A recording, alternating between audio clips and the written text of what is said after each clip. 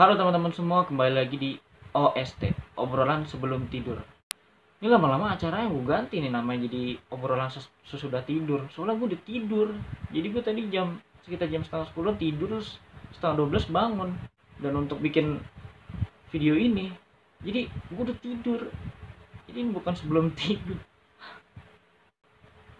Oke, setiap orang YouTube atau setiap orang membuat channel YouTube tentunya memiliki tujuan masing-masing. Ada yang ingin menyalurkan hobinya saja dalam bentuk video, ada yang juga ingin mendapatkan penghasilan atau uang dari YouTube.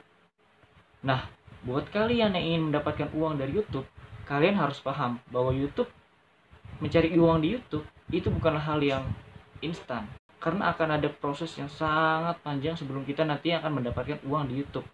Terlebih lagi, YouTube sendiri itu memiliki sebuah persyaratan yang mananya kita harus melengkapi persyaratan itu terlebih dahulu sebelum nantinya kita bakalan menayangkan iklan di video kita, dan iklan itu yang nantinya akan membuat kita mendapatkan uang dari YouTube.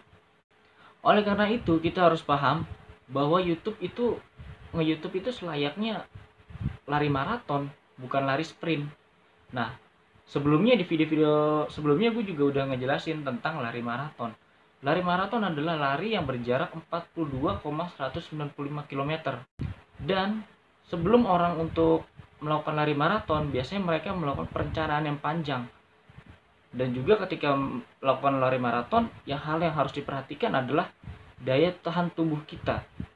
Jadi kita nggak perlu langsung geber di awal karena kita tahu bahwa jaraknya itu panjang. Kita hanya perlu memperhatikan bagaimana caranya agar tubuh kita itu tetap kuat sampai finish nantinya 42 kilo gitu. Jadi nggak perlu terlalu digeber di awal, nggak ada yang sprint di awal, kecuali kalau kita atlet. Kita pasti juga memperhatikan speed, juga memperhatikan daya tahan tubuh. Nah, beda dengan lari sprint. Kalau lari sprint kan jaraknya pendek sampai menengah, jadi biasanya dilakukan lari sprint, lari kenceng gitu. Lalu apa maksudnya YouTube itu ibarat lari maraton? Ya ibarat lari maraton, kita itu bakal menempuh jarak yang panjang. Jadi kita membutuhkan daya tahan tubuh supaya nantinya kita bakalan finish dengan strong gitu, finish nggak loyo gitu. Nah, YouTube juga seperti itu.